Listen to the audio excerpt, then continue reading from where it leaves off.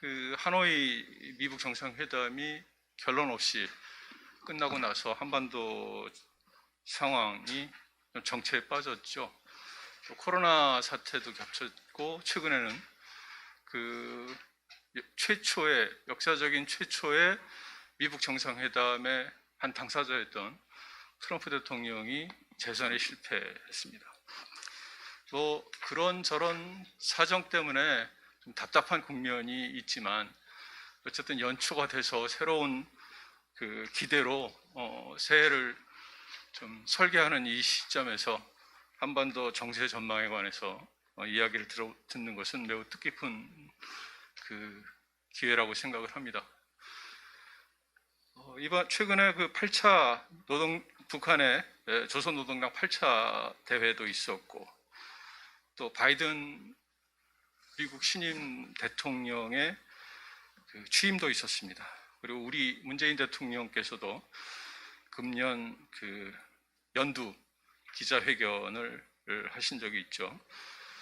중요한 그 행사에서 한반도 문제나 남북관계의 그림은 그렇게 뚜렷하게 그 일반인이 감지할 수 있을 정도로 드러난 것은 없었던 것 같습니다. 그런데 오늘 모신 제 전문가분들은 그런 잘 드러나지 않은 남북관계의 그림들을 좀 뚜렷하게 해주실 것으로 기대를 합니다. 백신과 제재라고 하는 부분에 두 개의 어떤 변수를 가지고 본다면 크게 세 단계에 걸쳐서 남북관계, 북미관계가 전개될 거라고 보고요. 이런 과정에서 우리 정부가 어떤 역할을 하느냐에 따라서 이 속도가 빨라질 수도 있고요. 만약 그렇지 않으면은 현 문재인 정부에서 상황 관리만 하다가 내년으로 넘어갈 수 있다고 봅니다. 그래서 저는 이제 그 바이든 행정부의 입장, 그리고 북한이 현재 취하고 있는 입장을 고려했을 때 저는 그 상황은 이미 만들어 주어진 거라기보다는 우리가 어떻게 하느냐에 따라서 상당히 유동적으로 흘러갈 것이다, 이런 생각을 합니다. 북한이 이번에 그 본질 문제 그리고 비본질 문제라고 근본 문제를 얘기하면서 우리 정부가 예안했던 인도 지원이나 방역 협력 그리고 개별 관광에 대해서 비본질적인 문제다라고 얘기를 했습니다. 사실 이거는 새로운 얘기는 아니고요. 북한은 언제나 근본 문제를 중시해 왔습니다. 우리가 남북 간의 뭐 문화 교류라든지 또 그 뭐 체육 교류, 그 다음에 뭐 예를 들면 그 예술단 공연, 이런 부분들은 그 자체만 따로 움직인 적이 없습니다, 절대로. 그래서 정치 군사적인 북한이 얘기하는 근본 문제를 해결하기 위해서 그동안에 얼어붙었던 남북 간의 어떤 민심을 달래기 위해서 북한이 이런 체육 교류라든지 문화관광 교류를 해왔던 겁니다. 그렇기 때문에 저는 뭐 북한이 이번에 새로운 얘기 한 거라고 보진 않고요.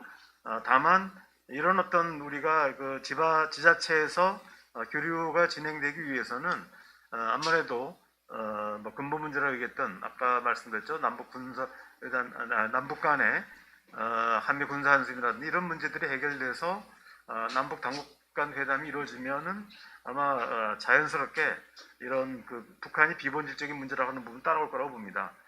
그리고 이번에 이제 그 인준 청문회에서 이번에 미국 국무장관인 토니 블링컨이 얘기했듯이 북핵 문제의 진정과 관계없이 인도적 문제를 계속 하겠다고 얘기를 했습니다. 그렇기 때문에 아까 말씀드렸던 뭐 여러 가지 부분들도 있지만 특히 인도적 지원 부분은 이런 제재 면제와도 관계없이 아마 진행될 수 있다고 보고요. 제재 면제와 관련돼서는 유엔 안보리에 있는 1718 위원회에서 이걸 담당해 오고 있는데 저는 이거는 이제 꼭 정부를 통하지 않고도 여러 단체들이 제재 면제 요청을 하고 이게 승인을 받은 바가 있다고 생각합니다. 이번 8차 당대회에서 김정은 위원장이 그 농촌 건설을 강조하면서 이런 얘기를 합니다. 노동 계급과 농민 간의 차이, 그리고 또 공업과 농업 간의 차이, 그리고 도시와 농촌 간의 차이를 없애는 것이 중요하다. 그러니까 어떻게 보면 이제 우리식의 그 균형 발전을 추구하고 있는 것으로 평가할 수 있는 대목입니다. 이 우리가 이제 특히 이제 이 그 시도지사 협의회, 북한의 지방 정부와 협력을 모색하고 있는 우리 협의 입장에서는 북한의 이런 정책 기조를 이제 중시해야 된다 보는 거고요. 결국 이제 이제 한반도 신경제 구상이라든지 또 뭐 이제 역대 정부들의 이제 남북 경협 정책의 핵심 목표 중에 하나가 결국은 이제 한반도 전체의 이제 균형 발전을 추구하는 거죠.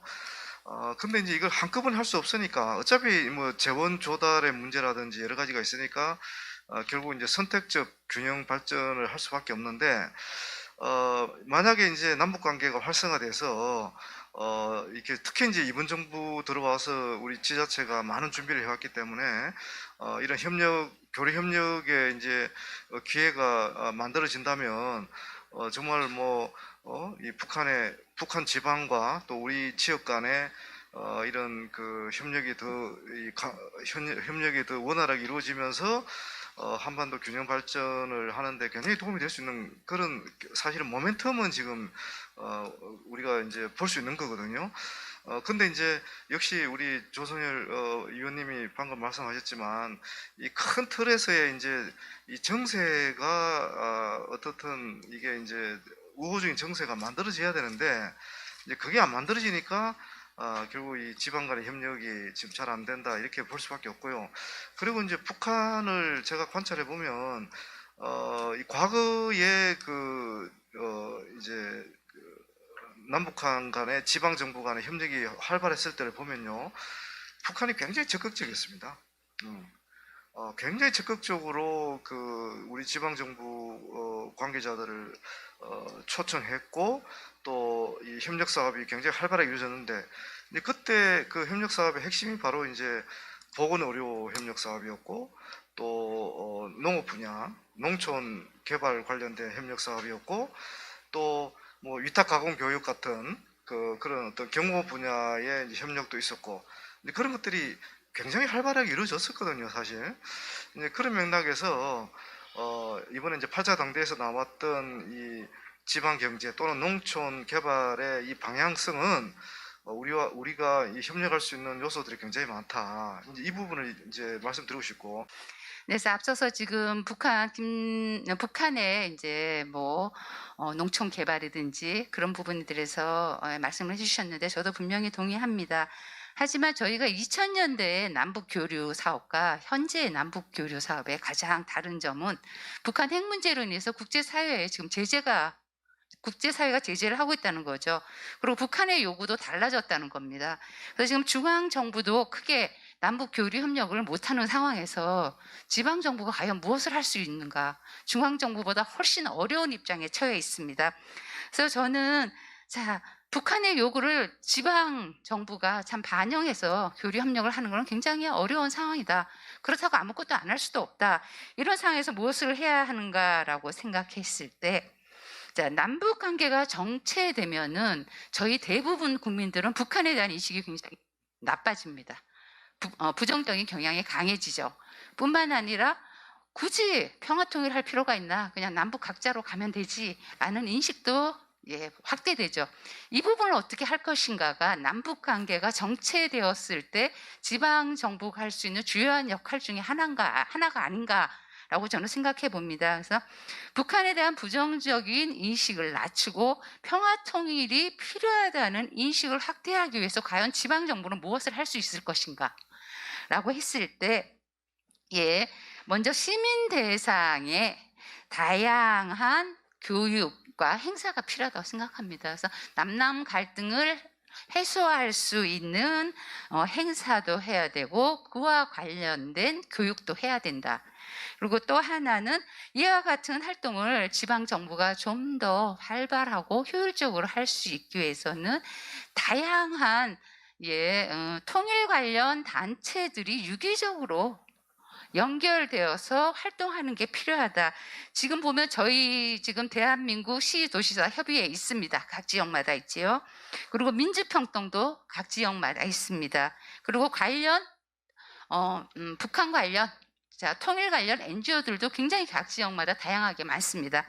뿐만 아니라 통일연구원에서 관리하는 사회통일교육위원도 굉장히 많습니다. 근데 제가 지방에서 활동을 해보면 이 단체들이 각각 활동하고 있습니다. 그리고 사실 서로 무슨 활동을 하는지도 잘 모르는 상황에서 동일된 활동도 굉장히 많이 하고 있습니다. 이 부분에 대한 일정 정도의 교통정리가 필요하지 않을까. 그 교통정리를 통해서 같은 행사에는 같이 협력을 하고, 그리고 각 단체마다의 특수성을 가진 행사를 할 때 좀 더 지금의 정체기에서의 준비가 저희가 남북관계가 활성화됐을 때 본격적으로 나갈 수 있지 않을까 이렇게 생각을 합니다.